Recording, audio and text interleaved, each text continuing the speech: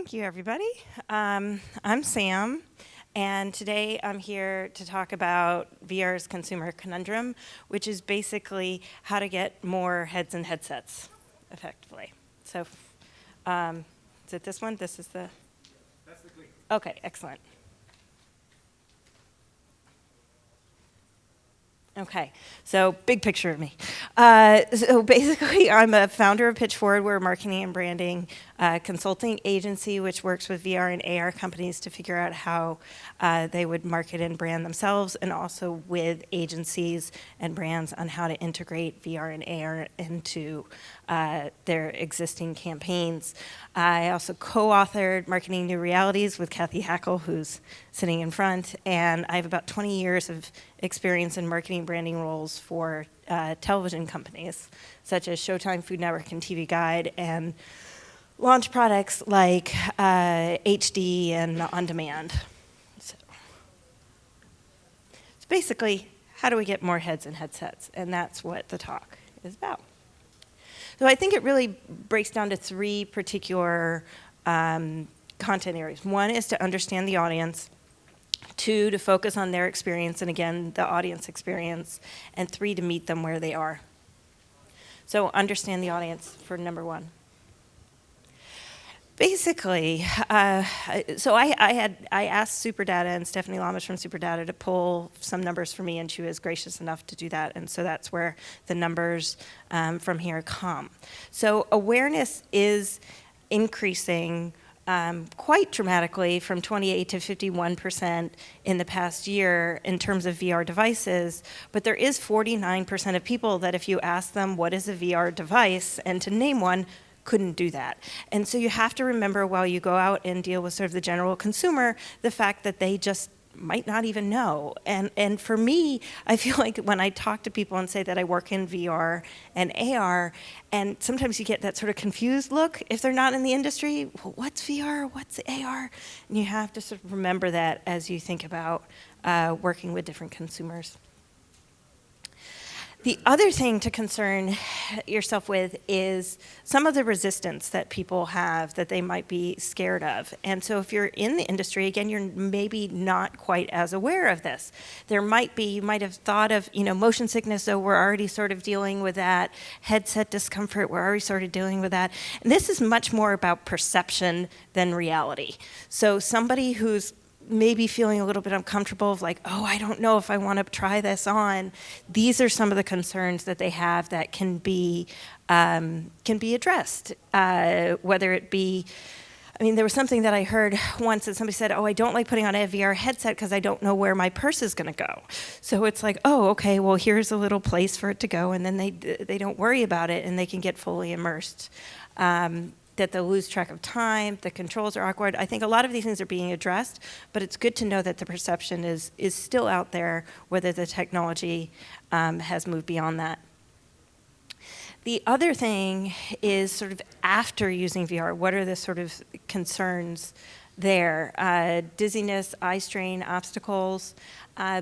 One thing that I found is that people are worried about, like, it's ruined your hair. And I feel like that tends to be, at least within the VR industry, they're like, oh, well, that doesn't matter. And it's like, well, when it comes to women potentially using or buying a VR headset and having an influence on the purchase decision within their family, that is something to worry about, because you can't discount it, or you can say, try to accommodate it or talk to it if somebody seems a little bit worried.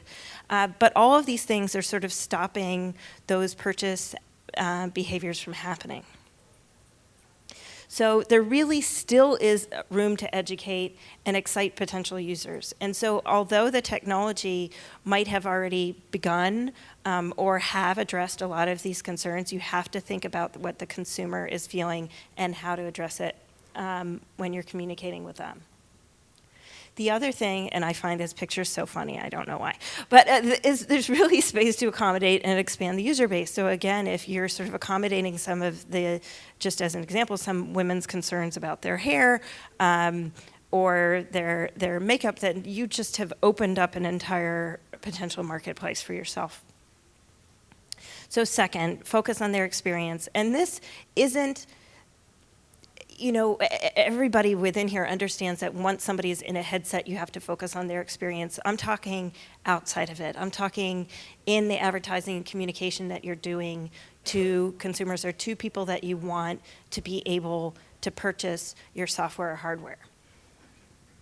So one is to really understand what they want. What are they getting out of it? And think about that as you're trying to develop your communications plan. And focus on the how. So it's not necessarily, I think a general consumer is not going to go into a store and go, oh my goodness, that VR headset is so beautiful, I have to buy it.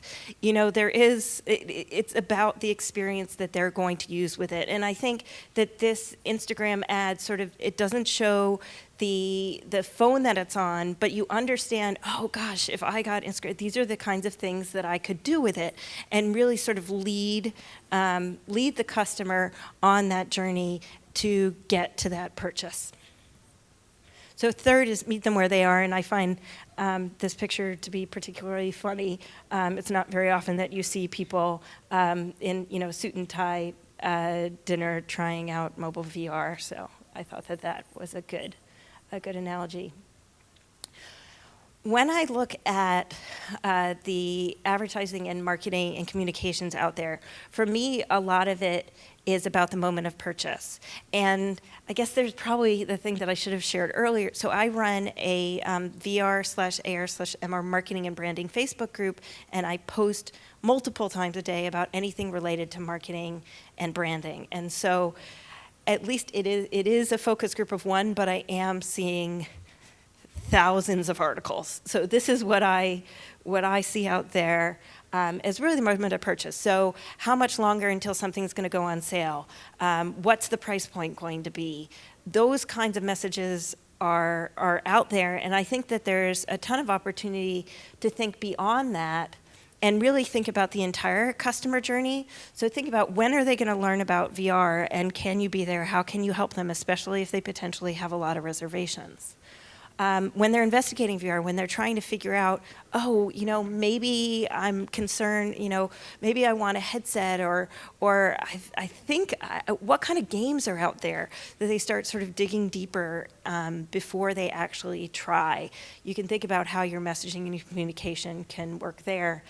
Really getting in the headset, I think that most of us would agree, once you get in the headset, you're sold on the experience. It really has to be experienced to be believed. Again, the moment of purchase that we discussed, and even the post-purchase experience. What are you going to do after they bought it? Is there a way that you could be able to upsell, sell them on something else, or even create what they call a loyalty loop? So what is it that would allow the people or your current customers to continue to share and get their friends and family, continue to buy products that you have or services that you're offering? It really boils down to, what can you do for them?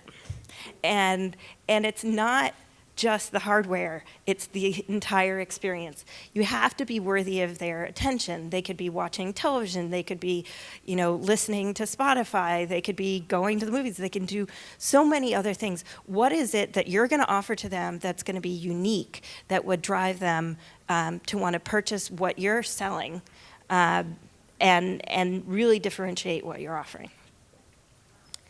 So it looks like it was much prettier on my computer, I have to admit, but it was just a line and not a circle. Really, right now, you can encourage the audience and leverage the existing opportunities. So the red is trying VR for the first time at home, and again, thanks to SuperData for helping get some of this data. The other places where it takes place is the store, a friend's house, convention, I know, a film festival. And so how within those gray and white areas, where is it that you can really manage the message and help consumers to understand that this is something that will help them, that will entertain them, that's not necessarily a pretty piece of hardware, but is an entire experience in a world.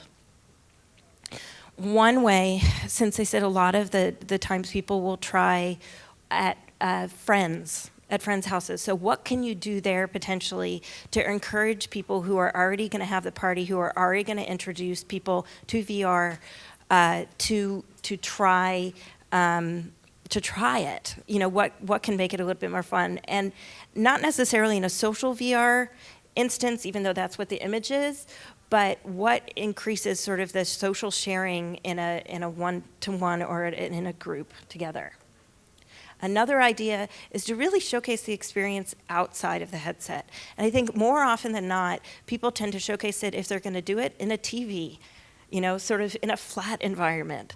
And having worked in TV before, TV does not do VR or 360 video justice whatsoever.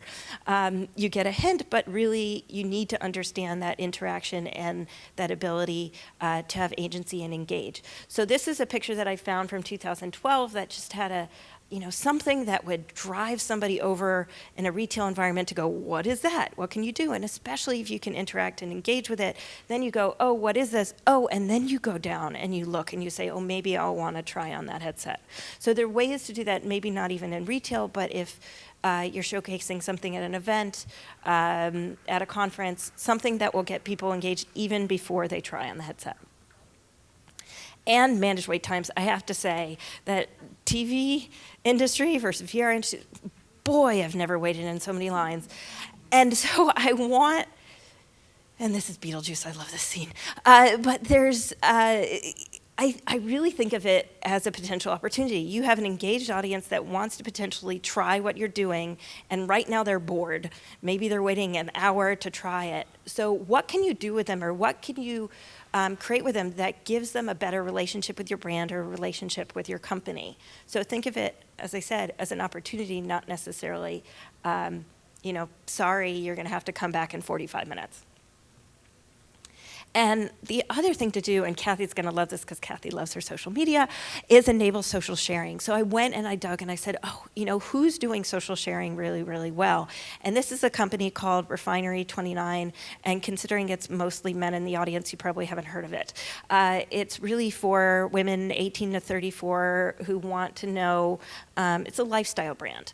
And what they did from an event activation is they created 29 rooms, all that would encourage social media and posts. So if you've heard of that sort of Instagram generation, this really exemplifies it. I picked two that I liked out of the 29 rooms. One on the left, I thought, boy, if that's not an immersive environment, I don't know what is. Now, granted, that probably cost tens of thousands, hundreds of thousands of dollars to do, so it doesn't have to be that necessarily. It could be something that's on the left, which is taking a picture that somebody goes, oh my goodness, I have to take a picture with this and then share with my friends. And that's not key art. It is something that you create maybe with your key art, with the images from your experience that, maybe it's that you look like you're interacting with one of the characters and you have that on the outside of your booth or the inside of your booth, something that somebody would go, oh, that's really fun, that's so silly, I need to take a picture of it, and then people go, oh, what is that? And it really increases the conversation and drives interest in your product or your brand. And lastly, find the perfect partners, and I love iconic ads, I really, really do. And when I saw this for McDonald's and Wolverine, I was like, that is awesome. And I know that I'm probably the only one in the room that gets really excited if I see a great ad, but I do. And so this is much more about, if you need to get somebody in a headset, you need to find somebody, a company or an organization that wants to get people maybe into their store, into their environment, and say, where is it going to benefit both of us? Where is it going to be a 1 + 1 = 3 situation? So retail environments, and I'm moderating a retail panel later today, they want to get people in the store. They want to have something that they can sell, like come to our particular store because it's going to be something different, something exciting. And you want to get people to try your hardware or your software and figure out where that is. And the more often that they try it, again, we all know you have to try it to believe it, and then say, oh, now I think I'm going to lay out that cash and actually buy it. And that's it. I mean, it's a short one, but for me, it's really, I love this industry with a complete passion, and my background's in marketing and branding. I really want to grow it as quickly as I can, as best I can, and my skill sets are marketing and branding, and so I hope that this helped you think more about what you might want to do, think a little bit more about the consumer and the consumer journey inside and outside of the headset. And with that, I guess I'll open up to questions if anybody has questions. Yeah. What is the name of? Want the mic? Yeah, sure. I can yell too. First of all, thanks. You touched on a lot of things that I personally came to this conference to learn about, so that was awesome. And I wanted to ask you, what is the name of your Facebook group? Where can we find you and join you? It is very utilitarian. It is VR/AR/MR marketing and branding. And if you reach out to me on LinkedIn or on Twitter, I can send you the link. It's also on my website, which is the SamanthaGWolfe.com, and there's a link there as well.